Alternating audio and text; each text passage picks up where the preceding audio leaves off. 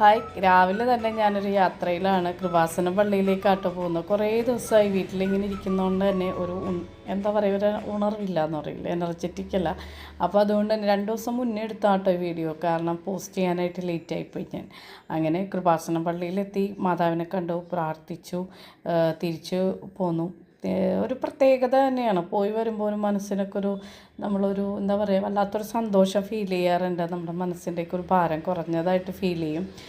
എൻ്റെ ഓരോരുത്തർക്കും ഓരോ അനുഭവങ്ങളായിരിക്കുമല്ലോ ഓരോ സ്ഥലത്ത് പോയി വരുമ്പോൾ, അല്ലേ, എപ്പോഴും. അപ്പോൾ എനിക്കിങ്ങനെയൊക്കെ ആട്ടോ ഫീൽ ചെയ്യുന്നത്. അപ്പോൾ അതുകൊണ്ട് എനിക്ക് പോകാൻ ഭയങ്കര ഇഷ്ടമാണ്.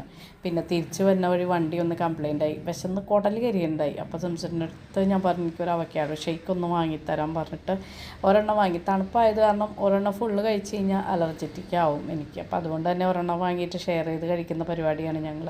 പിന്നെ തിരിച്ച് വന്നപ്പോൾ ചൂട് കൊണ്ടുള്ള ക്ഷീണത്തിൽ കിടന്ന് കുറച്ച് നേരം ഫുഡൊക്കെ കഴിച്ചിടന്ന് ഉറങ്ങി. പിന്നെ ഈ എൻ്റെ ഓർക്കിഡ് കണ്ടോ, ഇതുപോലെ പുതിയ പ്ലാന്റൊക്കെ വന്നിട്ടുണ്ട് കേട്ടോ, പുതിയ സ്റ്റെമ്മൊക്കെ വന്നിട്ടുണ്ട്. അപ്പോൾ അത് ഇനി മഴ പിടിക്കുമ്പോൾ നമുക്കൊന്ന് കട്ട് ചെയ്തെടുത്താൽ മതി. ചെടികളൊക്കെ ഒന്ന് ഉഷാറാക്കാനുണ്ട്. എല്ലാം ഇങ്ങനെ ഒരു കാട് കയറിയ പോലെ ഇരിക്കുന്ന പോലെ ഒരു ഫീലിംഗ് ഉണ്ട് എനിക്ക്.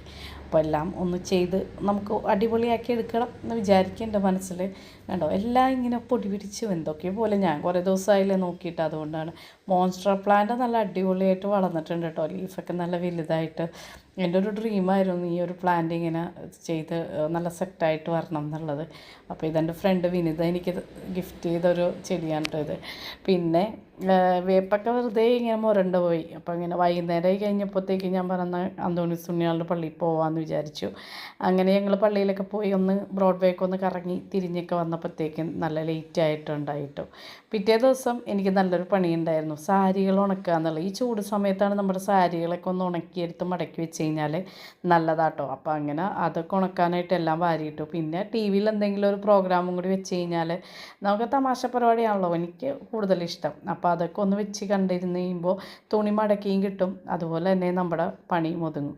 പട്ടുസാരികളൊക്കെ എല്ലാം ഞാൻ നന്നായിട്ട് തന്നെ ഒന്ന് വെയിൽ കൊള്ളിച്ചിട്ടുണ്ട്. ഇതൊക്കെ ഉടുക്കാറേ ഇല്ല സത്യം പറഞ്ഞു കഴിഞ്ഞാൽ. അപ്പോൾ അതൊക്കെ ഇതെനിക്ക് സിംസൺ ഗിഫ്റ്റ് ചെയ്ത സാരി തന്നെയാണ്. അപ്പോൾ അതൊക്കെ ഞാൻ ഇതുപോലെ മടക്കിയിട്ട് ഒരു വൈറ്റ് ക്ലോത്ത് ഇങ്ങനെ അടിച്ചെടുത്തിട്ടുണ്ടാവും, ഒരു ബാഗ് പോലെ.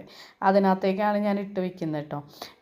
ഇതൊക്കെ സിംസൺ ഒത്തിരി പൈസ കൊടുത്ത് എനിക്ക് വാങ്ങി തന്നതാണ്. അതുകൊണ്ട് തന്നെ ഞാൻ നന്നായിട്ട് തന്നെ സൂക്ഷിച്ച് വെക്കും. എപ്പോഴും ഒന്ന് വെയിലത്തൊക്കെ ഇട്ട് ഉണക്കിയിട്ട് എടുത്ത് വെക്കാറുണ്ട് കേട്ടോ.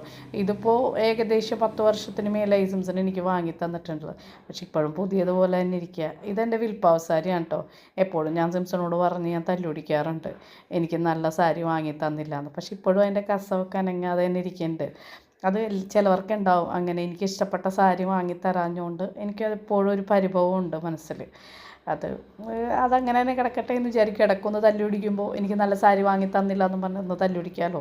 തല്ലുപിടുത്തമുണ്ടെങ്കിലല്ലേ സ്നേഹം ഉണ്ടാവുള്ളൂ എന്ന് പറയണമല്ലേ. ഇത് വെസ്റ്ററിൻ്റെ മാമോദീസയുടെ സാരിയാണ്, ശീമാട്ടിയിൽ നിന്ന് എടുത്താണ്. 1200 രൂപയ്ക്ക് ഞാൻ അന്ന് വാങ്ങിയതാണ്. ഇപ്പം എത്ര വർഷമായി. ഇതൊക്കെ കാണുമ്പോൾ ഇങ്ങനെ ഓരോ ഫങ്ഷൻസിന് ഓരോ സാരി എടുക്കുമ്പോൾ നല്ലൊരു ഓർമ്മ കേട്ടോ. അങ്ങനെ സാരിയൊക്കെ മടക്കി നല്ല കുട്ടപ്പനാക്കി വെച്ചിട്ടുണ്ട്. ഇനി കബോർഡിലേക്ക് എടുത്ത് ചായ്ക്കണം. അപ്പോൾ ഇന്നത്തെ വീഡിയോ ഇത്രയേ ഉള്ളൂ. നിങ്ങൾക്ക് ഇഷ്ടപ്പെട്ടാൽ ലൈക്ക് ചെയ്യുക, കമൻറ്റ് ചെയ്യുക, സബ്സ്ക്രൈബും കൂടി ചെയ്യുക. നോട്ടിഫിക്കേഷൻ കിട്ടാത്തവർ ബെൽ ബട്ടൺ ഒന്നും കൂടി